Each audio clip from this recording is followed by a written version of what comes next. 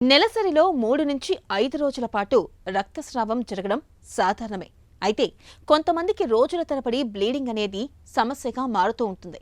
ఇక గర్భస్రావం జరిగిన తర్వాత కొంతమందిలో వారాల తరబడి రక్తస్రావం జరుగుతూనే ఉంటుంది. గర్భాశయంలో గడ్డలు ఉన్నప్పుడు కూడా కొందరికి రక్తస్రావం అవుతూ ఉంటుంది. ఇక మెనోపాజ్ తర్వాత కూడా కొంతమందిలో రక్తస్రావం కనిపిస్తూ ఉంటుంది.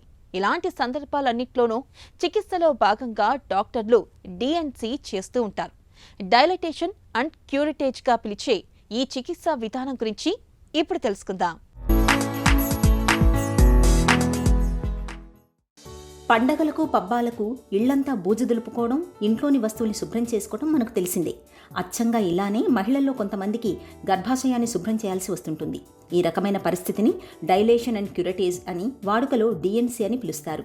సాధారణంగా అబార్షన్ జరిగినప్పుడు, కాన్పు తర్వాత తరచూ రక్తస్రావం అవుతున్నప్పుడు, పెళ్లై ఏళ్లు గడుస్తున్నా పిల్లలు పుట్టని సందర్భాలలో డిఎన్సి అనే మాట మనకు ఎక్కువగా వినిపిస్తుంటుంది. ఒక్కసారి గర్భసంచిని శుభ్రం చేయించుకుంటే సమస్యలు సర్దుకుంటాయని అనుకుంటాం. డిఎన్సిని ఎప్పుడు ఎలాంటి సందర్భాల్లో చేస్తారో వివరిస్తున్నారు డాక్టర్. డైలటేషన్ అండ్ క్యూరిటాజ్ అంటే ఏంటి అంటే, మనకి ఇది గర్భసంచి కదండి, ఇది మనకి యోని ప్రాంతం, ఎక్కడైతే ఆడమగ కలుస్తారో ఆ ప్రాంతం అన్నమాట. డైలటేషన్ అంటే ఈ గర్భసంచికి మనకి ఎక్స్టర్నల్ లాస్, ఇంటర్నల్ లాస్ అని రెండు ఉంటాయి. సో ఈ రంధ్రాలని ఓపెన్ చేసుకొని లోపలికి వెళ్తేనే మన గర్భసంచి లోపల ఉన్న కంటెంట్స్ ఏదైతే ఎండోమెట్రియం అంటామో, అంటే నెల్సర్లో వచ్చే మెన్స్ట్రల్ టిష్యూ ఏదైతే ఉంటుందో దాన్ని మనం అంతా క్లీన్ చేసి మనము అనాలిసిస్కి పంపగలం. సో డైలటేషన్ ఆఫ్ దిస్ అంటే internal os and external os. And curettage అంటే ఒక స్పూన్ పెట్టి గీకడం. మనం ఎప్పుడైతే ఏదైనా కూర గిన్నెలో మిగిలిపోతే లాస్ట్లో ఇలా స్పూన్ పెట్టి ఇలా గీకుతాం కదా, అట్లా మన గర్భసంచి లోపల కూడా ఒక స్పాచులా లాంటిది ఒకటి ఉంటుంది. దాన్ని క్యూరేట్ అంటాము, మెటల్ క్యూరేట్ అంటాము, లేకపోతే పిపిల్ క్యూరేట్ అంటాము. అది పెట్టి మనం మొత్తము మెన్స్ట్రల్ లేన్ని స్క్రేప్ చేసి దాన్ని హిస్టోపెథాలజీ ఎగ్జామినేషన్కి పంపిస్తాం అన్నమాట. సో ఈ ప్రాసెస్ని డైలటేషన్ అండ్ క్యూరిటాజ్ అంటారు. ఇది కొన్నిసార్లు జస్ట్ సెడేషన్ కింద చేస్తాము, లేకపోతే అనెస్థీషియా కింద కూడా చేస్తాం. డైలేషన్ అండ్ క్యూరిటేజ్ గర్భాశయాన్ని శుభ్రం చేసే ఈ ప్రక్రియలో పొట్ట కోయడం, కుట్లు వేయటం లాంటివి ఏవీ ఉండవు. గంట నుంచి 2 గంటల్లో అయిపోతుంది. ఇలా వచ్చి అలా చేయించుకుని వెళ్ళిపోవచ్చు. గర్భస్రావం అయినప్పుడు పిండం తాలూకు ముక్కలు ఇంకా లోపలే మిగిలిపోయి ఉండొచ్చని అనుమానంగా ఉన్నప్పుడు డిఎన్సి చేయించుకోవటం ఉత్తమం. కాన్పు తర్వాత మాయ ఎంతకీ బయటకు రానప్పుడు, లోపల ఇంకా పొరలు మిగిలిపోయి ఉన్నాయని అనుకున్నప్పుడు, ముత్యాల గర్భం వచ్చినప్పుడు డాక్టర్లు డిఎన్సి చేయడం ద్వారా గర్భసంచిని శుభ్రం చేస్తుంటారు. నెలసరితో నిమిత్తం లేకుండా తరచూ రక్తస్రావం అవుతున్నప్పుడు, ఆగకుండా రక్తస్రావం జరుగుతున్నప్పుడు చికిత్సలో భాగంగా డిఎన్సిని చేయాల్సి వస్తుంది. ఇక మెనోపాజ్ దశలో తరచూ రక్తస్రావం అవుతున్నప్పుడు క్యాన్సర్ అవునా కాదా అని నిర్ధారించుకునేందుకు కూడా డిఎన్సి ఉపయోగపడుతుంది.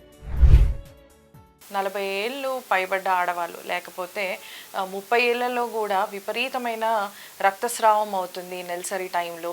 అప్పుడు మనకి ఈ ఎండోమెట్రియం ఎట్లా బిహేవ్ చేస్తుంది, దాంట్లో ఎక్కువ ఈస్ట్రోజన్ ప్రిడామినెన్స్ ఉందా, లేకపోతే ప్రొజెస్ట్రాన్ డెఫిషియన్సీ ఉందా, అసలు ఈ ఎండోమెట్రియంలో ఏమైనా క్యాన్సర్లు దాగున్నాయా, లేకపోతే అసలు దాని ప్యాటర్న్ ఎలా ఉంది అన్నది మనం స్టడీ చేయడానికి ఓవర్ బ్లీడింగ్ కేసెస్లో అప్పుడు మనం డైలటేషన్ అండ్ క్యూరిటాజ్ చేస్తాం.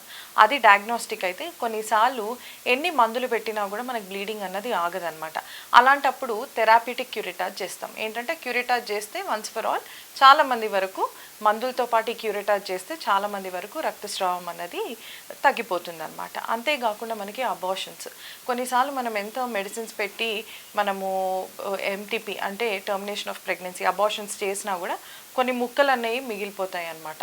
అలాంటి టైంలో కూడా మనము డిఎన్సి అన్నది పర్ఫామ్ చేస్తాం. మోస్ట్ కామన్గా పర్ఫామ్ చేసేది ఈ టైమ్స్లో. పోతే పోస్ట్ మెనోపాజల్ బ్లీడింగ్ అంటే మనకి మెనోపాజ్ వచ్చాక మొత్తం నెల్సర్లన్నీ వన్స్ ఫర్ ఆల్ ఆగిపోయాక కూడా కొందరు ఆడవాళ్ళలో ఏంటంటే ఈ మెన్స్ట్రేషన్ అన్నది రియాక్టివేట్ అవుతుంది ప్రకృతికి విరుద్ధంగా. సో అలాంటి టైంలో most common post menopausal bleedings have to be treated aggressively. ఎందుకు అంటే చాలా వరకు క్యాన్సర్లు దాగుంటాయి, మనకి మెనోపాజ్ తర్వాత క్యాన్సర్స్ వచ్చే అవకాశం ఉంటుందన్నమాట. సో అప్పుడు కూడా మనం అనాలిసిస్కి ఒక డిఎన్సి అన్నది మనం పర్ఫామ్ చేస్తాం అన్నమాట.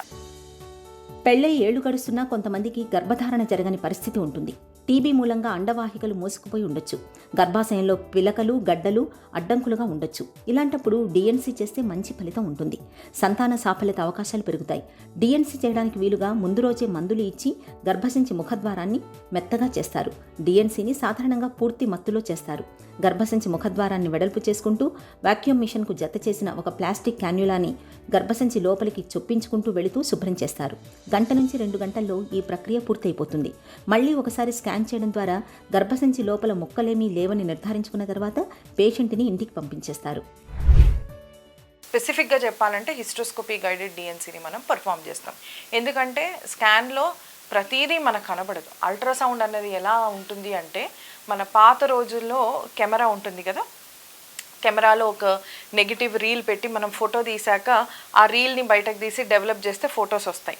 సో ఎప్పుడైతే మనం అల్ట్రాసౌండ్ చేస్తున్నామో ఆ క్యాప్చర్ చేసే విధానం అన్నది ఆ నెగిటివ్ రీల్ లాంటి పిక్చర్ అనమాట.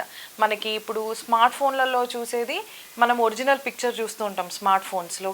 ఈ స్మార్ట్ ఫోన్కి రీల్కి ఎలా డిఫరెన్స్ ఉంటుందో హిస్ట్రోస్కోపీ గైడెడ్ డిఎన్సీకి అల్ట్రాసౌండ్కి మనకు అంత డిఫరెన్స్ ఉంటుంది అనమాట.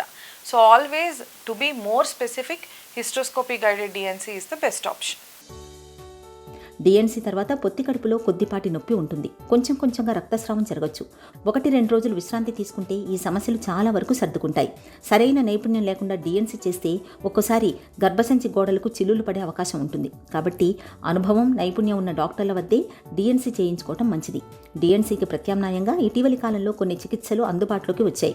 మెనోపాజ్ తర్వాత రక్తస్రావం అవుతున్నప్పుడు అది క్యాన్సరా కాదా అన్నది నిర్ధారించుకునేందుకు డిఎన్సీకి బదులుగా ఇప్పుడు హిస్టరోస్కోపీ మంచి పరిష్కారంగా ఉంటుంది. అలాగే యుక్త వయసులో తరచుగా రక్తస్రావం అవుతున్నప్పుడు డిఎన్సీకి బదులుగా సన్నటి ప్లాస్టిక్ ట్యూబ్ లాంటి పరికరాన్ని గర్భసంచిలోకి పంపించి పిపల్ బయాప్సీ చేసి సమస్యను కనుక్కొని చికిత్స చేయవచ్చు.